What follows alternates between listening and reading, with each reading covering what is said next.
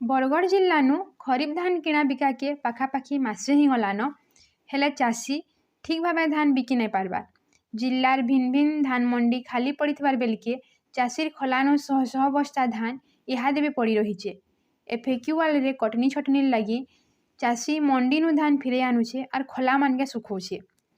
अलगा आड़े मंडी मानके दलाल राज चलीथिबार लगी चाषी असंतोष रहुचे, जहाके नहीं करी चाषी माने बने हैरान होचन।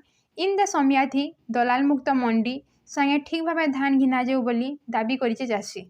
धान माने एथर तो ना जीवार टिके इटा हेले बक्सर बोली कहउछन। धान घुची आनुछन मोटा तो 150 पैकेट घुची होइछे बेलनो आ 200 पैकेट खलानु पड़ीछे इटा आ सुखले जाकि सुखाई आर सुखाई एतकी धान केते सुखामु आमे केन फल नेन किछि नेन आ खला मानके जुगुछु इटा मेरे वाले इटा मक्सर बाहरला 17 बाहरुचे 16 बाहरुचे बोलछन घुचे नउछन परे आगो तो सब किछि ना लागुते डायरेक्ट सब धान पलाई उदला एतकी हरान हबाके ना पड़ुते या जितकी हरान हबाके पड़ुची धान बिक्री बनेले और हाथे चाषी मान को पूरा हरान करके मारुछन।